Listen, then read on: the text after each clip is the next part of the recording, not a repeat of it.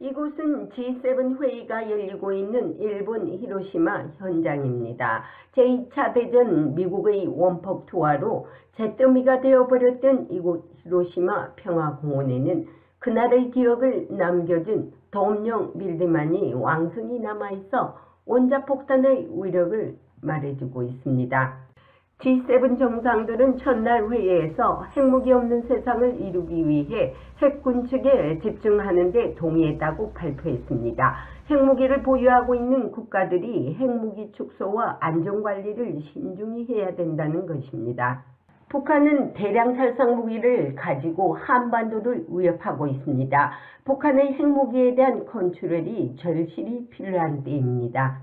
오늘 잭 설리반 국가안보 보좌관은 G7에 참가해 히로시마 현지에서 취재 중인 백악관 기자단들과의 브리핑에서 G7 정상들이 핵무기 없는 세상을 이루기 위해 군축에 집중하기로 합의한 데 대해 북한이 핵무기 포기를 할 수 있는 획기적인 아이디어와 북한과 핵 군축을 논의할 시기를 예측하고 있느냐는 본 기자의 질문에 설리반 안보보좌관은 정상들은 북한의 위협을 포함하여 오늘날 우리가 직면하고 있는 매우 실질적이고 중대한 핵 위협에 대처하면서 궁극적인 목표를 향해 나아가고자 하는 의지를 표명했다고 말했습니다. 그러면서 한반도의 완전한 비핵화를 추구한다는 기본 명제를 지지하고 북한의 핵 프로그램과 확산 가능성으로 인한 위협을 줄이고자 다른 국가들과 접근 방식을 신중히 조정해야 한다고 말했습니다.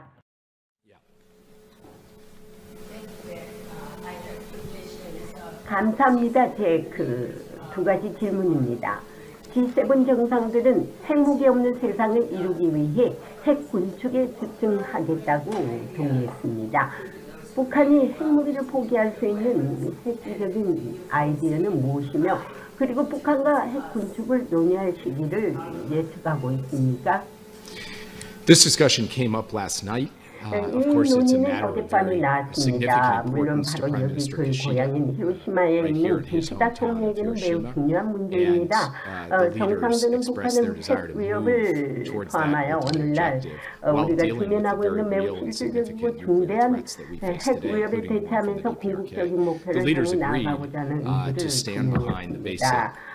정상들은 우리가 한반도의 완전한 비핵화를 추구한다는 기본 명제를 지지하고 계속 노력하기로 합의했고요. 물론 기간을 정할 수는 없지만 특히 일본과 한국뿐 아니라 북한의 핵 프로그램과 확산 가능성으로 인한 위협을 줄이고자 하는 국가들과 접근 방식을 신중하게 조정해야 할 것입니다. 우크라이나에 대한 질문입니다. 우크라이나에 대한 무기 지원과 관련하여 미국은 동맹국이 우크라이나에 대한 무기 지원을 어느 수준에서 수행하기를 원합니까? 그리고 한국이 우크라이나에 살상 무기를 지원할 것으로 기대하십니까? 이번에 한미일 3자 회담에서 이 문제를 논의해야 할 것입니까? 우리는 분명히 포병 탄약에서 방공보급품 기타 기능에 이르기까지 모든 것을 소상하게 대륙간 국가들과 걸쳐 이뤘습니다. 이 람스테인 프로세스를 이끄는 오스틴 장관과의 일상 업무에서 중요한 부분을 차지했고요. 물론 그 일에 저도 참여하고 있습니다. 그리고 우리는 우크라이나에 무기를 공급할 수 있도록 수십개국과의 협력하고 있습니다. 특정 국가에 대한 세부 사항은 민감한 사항이므로 지적하고 싶지 않지만 우크라이나가 전투를 계속할 수 있도록 가용하고 필요한 만큼 물자를 얻기 위해 대통령이 노력하는 것이 여전히 최우선순위라고 말할 것입니다. 앞으로 핵 군축 회담이 열린다면 과연 북한을 핵 군축 테이블에 끌어안칠 것이냐는 것은 매우 민감한 일이 아닐 수 없습니다. 이렇게 된다면 북한을 핵 보유국으로 사실상 인정해야 되기 때문에 한국이 더욱 긴장할 수밖에 없습니다. 설리반 국가안보보좌관이 언급했듯이 북한 핵 확산을 줄이기 위해 다른 국가들과 접근 방식을 신중히 조정해야 한다는 의미를 깊이 새겨볼 필요가 있지 않나 생각해 봅니다. 일본 히로시마 평화공원 원폭 기념비에서 보이스 오브 워싱턴 제니박입니다. 안녕하십니까. 워싱턴의 보이스 오브 워싱턴 제니박입니다. 반갑습니다. 네, 반갑습니다. 지난번 우리 제니박 기자께서 G7 회의 마치고 네. 일본서 한국에 오셔서 네. 우리 프레스센터에서 네. 많은 자유우파 국민들이 참석한 가운데 지금 백악관이라는 주제로 심도 있게 또 현재 한국 언론에서 다루지 않는 여러 가지 얘기들을 많이 나눴지 않습니까? 네. 중요한 것은 윤석열 정부가 외교의 방향, 네. 자, 좌표는 제대로 짚고 가고 있다. 한미 동맹 강화, 또 한미일 강성 삼국연대, 또 반중, 혹은 또 자유우방연대, 이런 좌표는 제대로 짚고 가는데 이제부터는 실리, 그러니까 경제적인 문제라든지 또 북한 핵에 대한 제재 문제라든지 또 우크라이나 전쟁 이후에 여러 가지 상황이라든지 이런 부분들을 잘 감안을 해서 우리가 실리를 챙길 때다 이렇게 얘기했지 않습니까? 네네. 이제 뭐 몇 시간 후에는 이제 미국 가시는데 이런 부분에 대해서 미국과 한국 혹은 한미일이 굉장히 긴박하게 움직이고 있는 모습들이 보이고 있습니다. 네. 지금 미국의 군축 담당 차관보 젠킨스가 한국을 방문했지 않습니까? 예. 이 젠킨스가 방문했는 주요한 목적이 뭔가 또 의의가 뭔지 그 부분에 대해서 한 말씀해 주시렵니까? 저도 이제 조금 놀란 게 왜 이 여인이 건축 담당 여인이 갑자기 한국을 오는가 이렇게 이제 생각을 하고 있거든요. 그래서 이제 우리 공무성에서 저희한테 이메일이 왔더라고요. 그래서 이제 제가 이제 보니까 이번에 29일부터 6월 2일까지 방문을 하는데 이 목적은 PSI라고 그래가지고 Proliferation Security Initiative 이래가지고 WMD 그러니까는 북한이 대량 살상 무기를 해상으로 운반하고 뭐 예를 들어서 이란으로 간다든지 중동으로 간다든지 이거를 팔기 위해서 움직일 거 아닙니까? 핵물질을 그런 거를 차단하기 위한 한미일 그러니까 3국이 지금 대책회의를 하다 보니까 우리가 이 훈련을 해야 되겠다.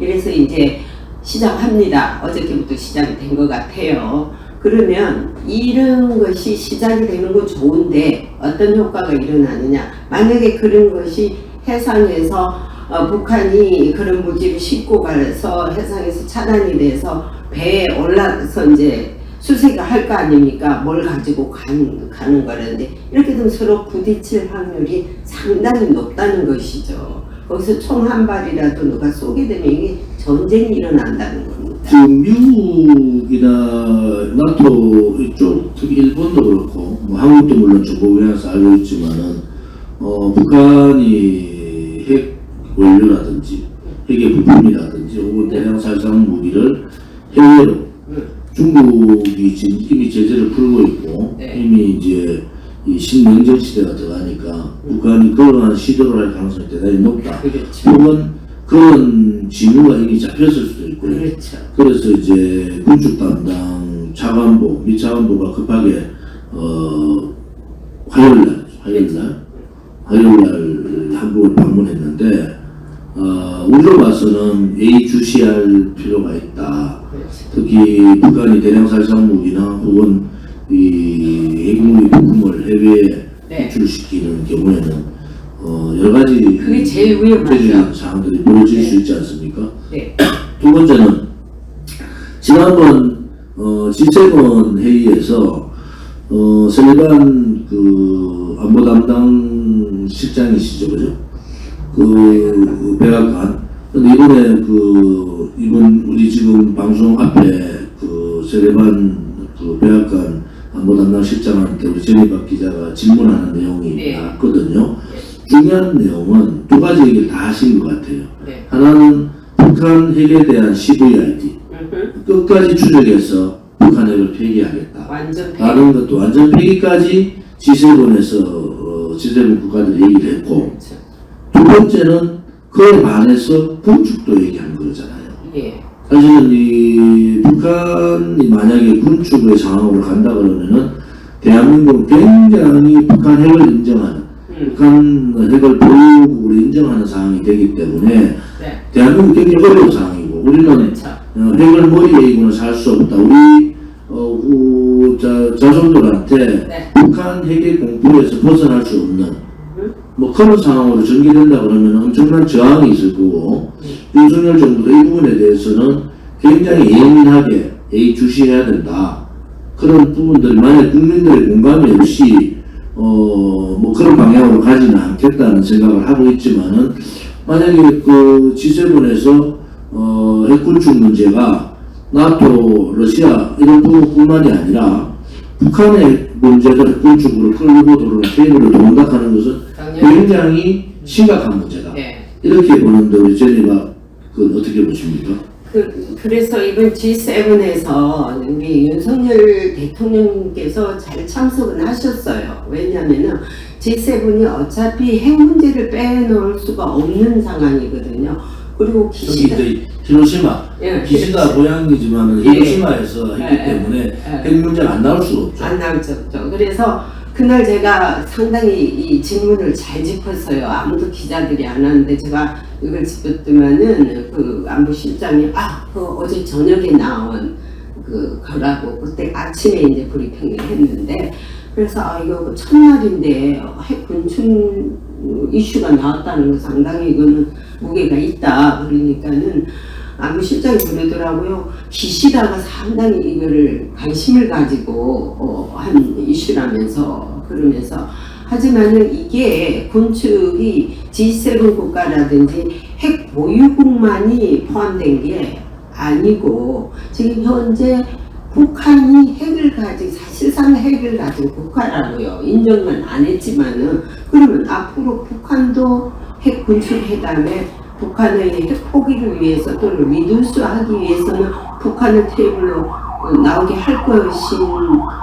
것이 당연한데, 그렇다면 그게 시기가 언제이면 어떻게 할 것이냐고 제가 질문을 하니까 이제 쭉 설명을 하더만은 이것은 다른 국가들과도 계속 상의하고 논의하면서 그 방안을 이제 처리하겠다 하는 것은 뭐 북한의 해당이 안 된다는 어떤 거절하는 것이 없더라고요. 그렇게 보면은 앞으로의 그 상당한 이 문제를 한국이 예의를 주시해야 됩니다. 왜냐하면은 PSI에 오는 젠킨스 그 차관보가 어떤 사람이냐면은 지난번에 브리킹 연구소에서 북한을 핵 군축 회담 뭔 회담 얘기가 나왔어요. 북한이 요즘에 뭐 대화 가지고 절대 핵을 포기 안 한다는 것이 기정사실도 알고 있는데, 그러면 북한을 어떻게 끌어들여서 테이블에 앉을 것이냐니까 북한과의 어떤 대화라도 다 수용하겠다 그러니까는 또 이제 딱 그러면 핵 군축을 그러면 회담도 할 것이냐니까 이 장관이 예스 그것도 가능하다 그래 버렸다고. 그 뒤로 부작용이 엄청 일어났습니다. 왜냐하면 국무성에서는 완전 디나이했다가 우리가 그런 적은 없다. 그 사람은 자기의 그냥 개인 소견이다. 우리는 continue 계속 completely verified irreversibly denuclearization이라고, 그러니까는 완전 핵 포기를 우리는 주장하는 것이지 이거는 우리가 절대 있을 수 없다라고 했어요. 지금 어차피 그 바이든 정부의 싱크탱크 중에서 안보 부분에서는 브링킹이 가장 좀 유명한 데지 않습니까? 네. 근데 그분이 이제 군축 담당 차관보로 와 있는 상황이고, 국제안보 안보 관련해서 국제안보 및 군축 담당. 그래서 그분이 한국을 왔다는 거. 아까 말씀하신 대로 대량 살상무기나 핵 부품에 대한 수출을 막기 위한 해상 통제 강화. 그렇죠. 이런 이제 명분이 가지고 왔지만은 우리도 와서는 제가 굉장히 지금 요즘 고민을 하고 있는 게 이런 식으로 가다가 만약에 군축 테이블에 북한을 올리면 대한민국은 이제 굉장히 힘든 상황이 온다. 윤석열 정부도 엄청난 저항을 받을 거다. 그 군축 테이블에 북한을 올린다는 얘기는 두 가지 경우잖아요. 하나는 북한을 어쨌든 테이블에 올리기 위한 수단으로 쓸 수 있는 방법이 하나가 있고, 또 그렇지 않고 북한을 핵 보유국으로 인정하는 상황이 되어있기 때문에 후자의 경우에 북한을 핵 보유국으로 인정하는 경우에는 우리 대한민국 국민이 이 저항이 굉장히 심하게 부딪힐 거다. 또 우리 공화당이나 자유파 국민들은 북한 핵 보유를 인정할 수 없다. 끝까지 참수부대까지 하더라도 CVRD 북한의 핵을 완전 폐기, 끝까지 폐기할 수 있는, 철저하게 폐기할 수 있는 부분까지 가자. 이런 게 우리들의 주장이고, 그래서 이 부분에 대해서는 우리 공화당뿐만 아니라 저도 그렇고요. 제가 굉장히 요즘 여러 가지 자료들을 보는 이유가 이 흐름이 굉장히 묘하게 흘러간다. 한미일 연대, 한미 동맹 강화, 네. 그다음에 안보 동맹에서 가치 동맹, 경제 동맹으로 가는 건 맞지만은 그렇죠. 그 전제가 북한 핵 보유를 인정하는 전제로 가는 것은 우리 공화당은 철저하게 반대한다. 이런 입장이라서 이 군축 담당, 안보 담당 차관보가 왔다는 그 자체만 해도 굉장히 이슈고 문제가 있다고. 우리가 예의주시해야 될 부분이다. 네. 저는 분명히 말씀드리면 윤석열 정부가 외교 방향의 좌표는 잘 찍고 가지만은 하나, 일본에 대한 가이드라인, 이 일본 과거사에 대한 가이드라인을 혹시 김대중 오부치 선언에서 윤석열 기시다 선언의 가이드라인 내려가서는 안 된다. 맞습니다. 두 번째는 북한 핵이 미국에 의해서 도저히 CVID가 이번에 뭐 G7에서 CVID 얘기를 했어요. 끝까지 북한의 폐기로 가자고 했지만 그 동시에 군축 얘기도 들어왔단 말이에요.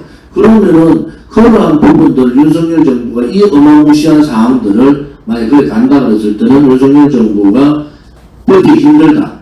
우리 공화당도 만약에 그런 상황으로 간다 그러면 윤석열 정부에 대한 저항을 할 수밖에 없다. 우리 자식들한테 핵을 가진 북한을 물려줘서는 안 된다는 게 분명한 입장이기 때문에 이런 부분에 있어서는 자유파 국민들이나 모든 국민들이 이의주시하자. 전제는 윤석열 대통령 정부가, 윤석열 정권이 성공하기를 바라지만은 이게 돌이킬 수 없는 과오는 안 된다는 게 우리 공화당의 입장이다. 이런 말씀을 드리고요.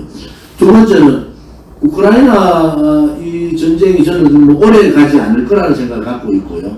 그리고 지금은 러시아가 우크라이나 침공하면서 신냉정 시대로 이제 접어들었고, 신냉정 시대는 공산국가, 소위 중국, 러시아를 중심으로 한 북한까지 포함한 이 소위 공산 세력들하고 자유우방 세력들이 이제 완전히 갈라서는 이러한 행국이 지금 벌어지고 있는 거고요. 물론 뭐 미국도 중국하고 물밑에서 접촉을 하고 있고 뭐 러시아하고도 접촉하고 있지만은 이제 우크라이나 전쟁 이후에 대한 부분들을 우리는 저는 걱정을 하고 있고, 그런데 요 근래 그 대사상 무기에 대한 그러한 한국이 미국에 수출을 하고 판매를 했다 이런 얘기가 나오는데 NCND 부정도 하지 않고 긍정도 하지 않는 이 상황이 지금 전개되고 있단 말이에요. 네. 이 문제에 대해서는 어떻게 봅니까? 이게 이제 뭐냐면은 NCND라고 그래가지고 neither confirm nor deny라고 그래가지고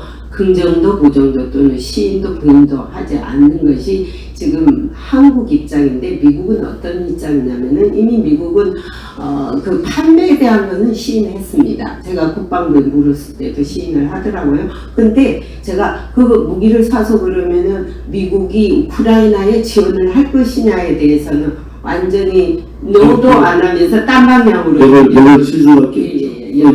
이거는 이제 러시아가 상당히 주시를 하고 있을 겁니다. 러시아는 이미 그것이 미국으로 손에 갔다는 것만 해도 이것이 어떤 형태로는 올 것이라는 걸 알거든요. 이렇게 되면은 러시아가 우리 한국을 상당한 보복의 어떤 또 계기를 삼지 않을까. 우리 이제 뭐 대통령실이나 이쪽에서는 아무튼 그 구국을 위한 보호를 위한 차량 제공, 네.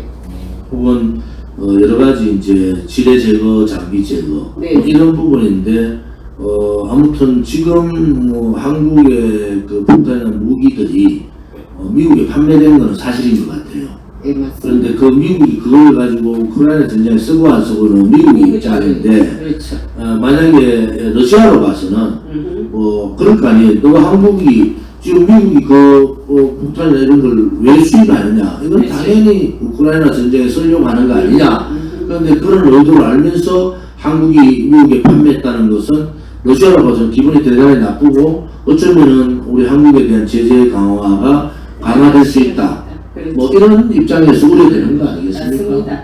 그래서 북한이 최근 용봉 바그너 그룹을 통해 가지고 많은 그 포탄이라든지 자기들도 러시아에 좋지 않습니까? 그러면 자기들은 당연하다고 생각해요. 한국도 그렇지 않느냐 그렇게 하는데 이제 이번에 또 해상 훈련하기 위해서 그 일본에가 우길기를 꽂고 왔다는 거 아닙니까, 그죠? 그거는 이제 뭐 사실은 좌파들이 김대중 노무현 그 정권 때도 네. 우길기 꽂고 부산항에 온 적이 있어요. 그런데 좌파들이 그런 이제 상황으로 봐서는 지금 이제 친일몰이로 좌파들이 윤석열 정권을 몰고 있잖아요. 왜냐면 지금 뭐 민주당은 김남국 코인 사태에다가 돈봉투 사태에다가 부패한 민주당의 이미지, 또 개혁 반개혁적이고 반국민적이고 반정의, 부정부패한 그런 민주당 이미지를 벗기 위해서 돌파구가 없어요. 네. 그러니까 이제 후쿠시마 오염수, 무슨 오염수하고 그 다음에 그 지금 얘기했던 그 우길기 혹은 윤석열 대통령의 과거사에 대한 그 일본의 반성을 받지 않았다는 거, 네. 뭐 이런 부분으로 몰고 가는데 네. 일반 대부분의 국민들은 한 60% 가까이는 그 윤석열 정부가 외교적으로 그렇게 마이너스 되는 건 아니다 이래 보는 것 같아요. 그런데 이제 지금 정치라는 게 뭐 좌파들이 일방적으로 지금 당하고 있는 상황에서 그 돌파구를 여러 뭐 어느 구름에서 비가 쏟을지 모르잖아요. 그렇게 뭐 오염수 얘기했다가 또 뭐 윤석열 정부의 과거사 얘기했다가 이번에 또 우길기 부산 입항 뭐 얘기했다 여러 가지로 지금 싸움하는 건 맞아요. 그게 정쟁인데 결국은 우리 공화당 같이 윤석열 정부의 외교 좌표는 잘 갔지만은 윤석열 정부가 실질적으로 IRA 법이라든지 반도체 보호 법안 뭐 이런 법안을 우리가 뛰어넘어서 우방 국가로서 가치 동맹 경제 동맹으로 가기 위한 미국의 양보가 필요하다. 그런 실리를 우리가 제대로 챙길 수 있는 실리도 못 챙기고 북한 핵을 보유를 인정하는 상황이 되고 또 중국에 대해서는 우리가 아까 경제적인 제재를 받고 러시아에 대한 경제적인 제재를 받는 그런 상황이 되면은 우리가 굉장히 어렵지 않느냐. 단지 윤석열 정부가 외교적인 방향으로 가는 것은 제대로 하고 있다. 이제부터는 실질적으로 매의 눈을 가지고 북한의 핵을 핵 보유국으로 인정하느냐라는 시점은 대단히 중요한, 그것은 한국으로 봐서는 존망의 문제이기 때문에 굉장히 큰일 날 일이다. 그래서 요즘 제가 돌아가는 형국을 보면서 이번에 이 안보 군축 담당 차관보가 한국을 방문하는 이런 상황을 보면서 제가 진짜 예의주시하고 자료를 자꾸 보고 있는 이유도 우리 공화당이나 또 자유파 국민들 모든 국민들이 이 부분에 예의주시해야 된다. 한 가지 윤석열 정권에 얘기하고 싶은 것은 만약에 미국이 밀어붙인다 하더라도 북한의 핵을 인정하는 보유국으로 인정하는 상황이 된다 그러면은 전술핵뿐만이 아니라 전제가 우리가 핵 개발을 하겠다는 전제가 들어가야 된다. 그렇지 않고는 한 번의 양보도 있을 수 없다. 예, 맞습니다. 그 미국의 싱크탱크의 그 전문가들도 그 핵 군축에 대해서 상당히 많은 무게를 둬요. 왜냐? 얘네들 모든 수단을 다 해봤지만은 북한이 절대 핵을 만든 상황에서는 절대 기부하지 않는다는 걸 알고 있습니다. 그러면은 테이블에 끌어내기 위해서는 핵 군축회담이라도 해서 끌어내자는 게 아까 전에 젠킨스 부차관이 두 가지죠. 하나는 아무튼 네. 테이블에 올리자. 그런데 북한은 테이블 올라오는 순간에 그럼 핵 보유국으로 인정이다. 이렇게 할 거 아니에요. 그러니까 이 줄타기를 어떻게 하는데 그 피해가 고스란히 대한민국이 받을 수가 있다. 만약에 우리가 뭐 윤석열 대통령 말대로 6개월 안에 우리는 핵 만들 수 있다. 그렇죠. 이런 자신감을 얘기한 거 뭐 좋다고 봐요. 만약에 이게 미국이 대한민국의 핵 개발을 막고 북한의 핵을 보유국을 인정하는 건 절대 안 된다. 이것은 우리나라의 존망, 또 우리 자손들이 뭐 핵을, 북한 핵을 버리고 살아야 되는 이런 상황이기 때문에 핵 군축이라는 게 핵을 다 없애는 게 아니고 군축, 그야말로 축소하는 거기 내가 때문에 몇 개를 축소할게 니도 축소해라 이거거든요. 이 포기가 이 문제에 대해서는 우리가 좀 더 심도 있게 한번 다음 시간에 워싱턴 돌아가셔서 한번 여러 가지 상황들을 보시고 한번 했으면 좋겠고요. 한동훈 장관이 얼마 꽤 됐죠. 미국의 정부기관이 불러서 갔다 왔는데 그때 여러 언론에서 나오기를 가상화폐에 대한 북한의 해킹, 또 문재인 정권이 이 가상화폐에 대한 북한 해킹을 어떻게 보면은 그 묵시적으로 그냥 눈 감아준 그런 의혹들이 있단 말이에요. 네. 지금 이제 김남국 코인이 오면서 김남국 코인이 혹은 대통령 선거에 혹은 북한으로 이런 여러 가지 썰들이 많지 않습니까? 네. 이미 한국과 미국은 한동훈 장관이 미국 정부기관에서 초청해서 갈 때 이미 이런 가상화폐 북한의 해킹, 또 가상화폐의 흐름, 또 북한에 대한 자금의 흐름 이런 부분들이 미국과 정보 공유를 전 했다고 보는 거예요. 물론 뭐 FBI에서 그것을 이런 시인도 안 하고 그게 그야말로 ACND 상황을 만들고 하는데 이러한 부분에 대해서도 이제 서서히 그러한 얘기들이 이제 여러 가지 이번 그 김남국 코인 사태를 빌미로 이제 언제에서 양지로 드러나는 거 아니냐. 그렇죠. 지금까지 북한이 마음대로 해킹을 하고 또 우리 정부기관 또 선관위까지 지금 해킹하는 상황이 왔단 말이에요. 네. 그런 부분에 있어서는 윤석열 정권이 문재인 정권의 악법, 악행, 악선, 요거는 악행이거든요. 요런 악행. 악법은 뭐 문재인 정권에서는 반체제법, 자유민주주의 체제법, 반시장경제법, 여러 가지 법들을 많이 만들어놨어요. 이 악법을 철폐하고 악행, 소위 말하는 지금과 같은 잘못된 행위들, 네. 국제사회가, 우리나라 국민들이 북한의 그 비축류, 기름뿐만이 아니라 식량, 인도주의 차원의 어떠한 물건들이 북한으로 건너갔는가, 이러한 부분들도 이제 세상 밖으로 나올 때가 됐다. 이렇게 보는 거죠. 그 사이버 해킹에 대해서 지금 백악관, 국무성 또 CIA, 국가안보국이 지금 총동원을 해서 최근에 완전 소탕 작전이 시작됐거든요. 그래서 많이 1조 몇 달러를 수고를 했대요. 앞으로 더 해야 되는데, 근데 이제 이게 한국이 협조를 해줘야 됩니다. 그런데 이 문재인 정부 때 한국이 사이버 사령부도 완전 줄여버렸지 않습니까? 이것도 잘못된 거예요. 미국은 사이버 사령부를 오히려 더 확대하고 있거든요. 그래요.